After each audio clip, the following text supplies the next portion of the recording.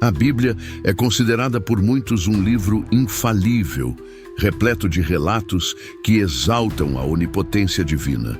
No entanto, algumas passagens bíblicas parecem contradizer essa noção, apresentando um Deus limitado diante de circunstâncias humanas. Um dos exemplos mais intrigantes dessa aparente incoerência encontra-se em Juízes 1:19.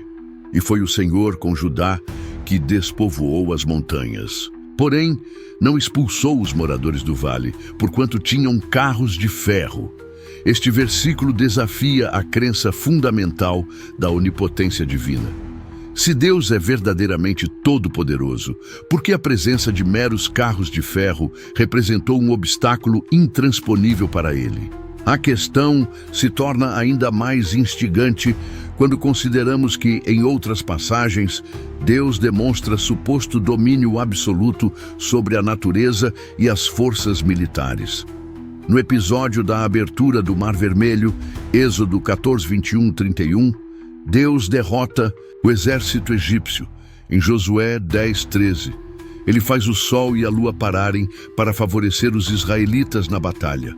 Como então um simples aparato militar humano poderia deter a sua vontade em Juízes 1:19?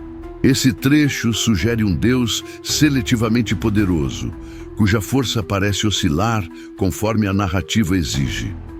A impossibilidade de derrotar um inimigo por causa de uma tecnologia específica questiona não apenas a onipotência, mas também a coerência interna da Bíblia. Teria Deus limites que a própria narrativa bíblica expõe sem perceber? Outra explicação possível é que essa passagem reflete não um Deus impotente, mas um erro de transmissão cultural da crença em sua soberania. O relato pode ser uma tentativa de justificar as falhas militares dos israelitas, transferindo a responsabilidade para Deus, mas sem admitir sua completa falta de controle. Se assim for, isso revela um aspecto humano da Escritura, a necessidade de criar justificativas para derrotas e dificuldades. Além disso, o versículo coloca uma questão teológica mais ampla.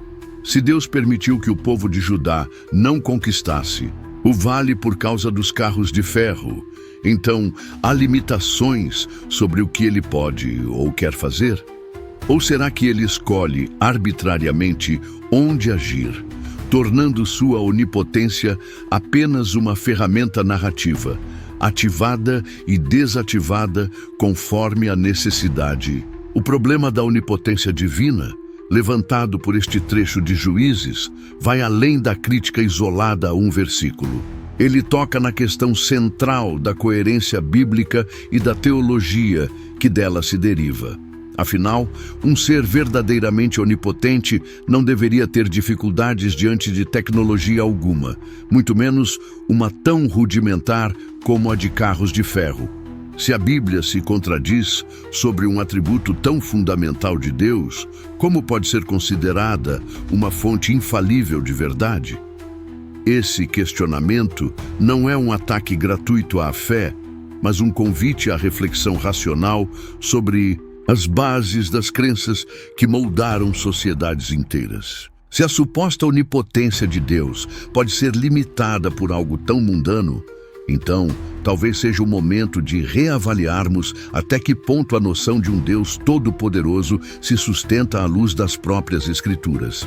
Diante dessa análise, fica evidente que a passagem de Juízes 1:19 levanta questionamentos importantes sobre a consistência da ideia de onipotência divina.